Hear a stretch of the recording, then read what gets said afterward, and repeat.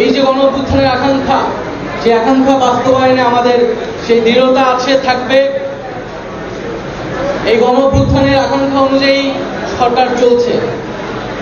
অভ্যুত্থানে যারা গণহত্যায় অংশগ্রহণ করেছে, যারা দেশকে লুটপাট করেছে, দুর্নীতি গুম খুন করেছে, তাদেরকে আমরা বিচারের আওতায় আনবো। জেল, যেটাকে জেনজি বলা হচ্ছে, এবং যেই জেনজিকে ভাবা হতো যে তারা দায়িত্বশীল না, তারা জীবন দিতে জানে না, যারা রাষ্ট্র নিয়ে ভাবে না, সমাজ নিয়ে ভাবে না, এই জুলাই মাসে সত্যি সত্যি 18 নেমে এসেছিল।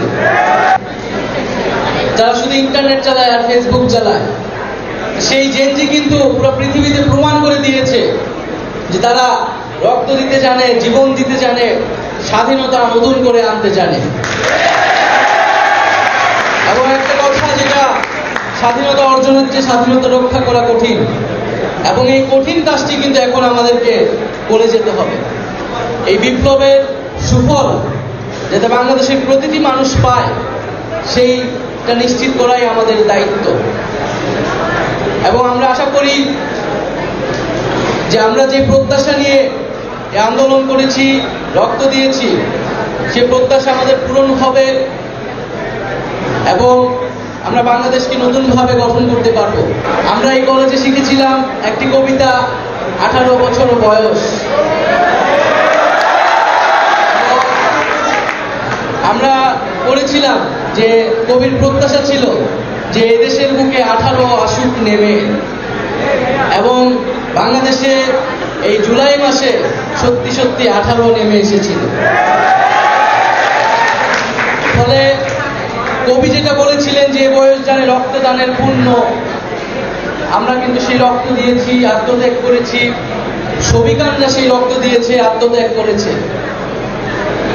তো আমরা যাতে সেই আত্মত্যাগ, সেই রক্তদান, এত এত শহীদ, তাদেরকে সেই মর্যাদা দেই। এই জুলাই গণ অভ্যুত্থান আমাদের আত্মমর্যাদা নিয়ে দাঁড়াতে শিখিয়েছে। ফলে এই সুযোগ যাতে আমরা কাউকে না দেই। আমরা এতদিন বিপ্লব করেছি, রাজপথে থেকেছি, এখন আমাদের রাষ্ট্র গঠনের সময়, দেশ গঠনের সময়। ফলে এখন আমাদের মেধাকে কাজে লাগাতে হবে, সৃজনশীলতাকে কাজে লাগাতে হবে। এবং আমরা যে স্লোগান দিয়েছি, কোটা না মেধা, আমরা কিন্তু মেধার জয়ের জন্যই নতুন বাংলাদেশ করতে চেয়েছি। এই যে গণ অভ্যুত্থানের আকাঙ্ক্ষা, সেই আকাঙ্ক্ষা বাস্তবায়নে আমাদের সেই দৃঢ়তা আছে, থাকবে। এই গণ অভ্যুত্থানের আকাঙ্ক্ষা অনুযায়ী সরকার চলছে। সরকারের যে প্রায়োরিটিগুলো আমরা বারবার বলেছি, যে প্রথমত আমরা এই শহীদ এবং এই আহতদেরকে সেই মর্যাদা এবং রাষ্ট্রীয় সুযোগ সুবিধা এবং পুনর্বাসন নিশ্চিত করব। দ্বিতীয়ত আমরা বলেছি যে গণ অভ্যুত্থানে যারা গণহত্যায় অংশগ্রহণ করেছে, যারা দেশকে লুটপাট করেছে, দুর্নীতি গুম খুন করেছে, তাদেরকে আমরা বিচারের আওতায় আনব।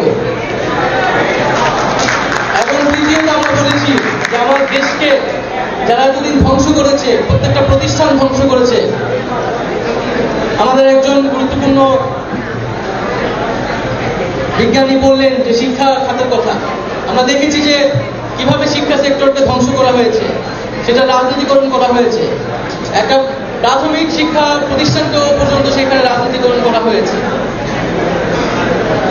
এবং আমরা চাই যে সেই প্রাতিষ্ঠানিক সংস্কারগুলো আমরা করব, এবং এরপরেই আমরা যে গণতান্ত্রিক রূপান্তর, সেই নির্বাচনের দিকে যাব। আজকে আমাদের তাই এই বাংলাদেশের কিন্তু এজেন্ডাগুলোই হচ্ছে সংস্কার, বিচার এবং এই শহীদ এবং আহতদের মর্যাদা এবং পুনর্বাসন।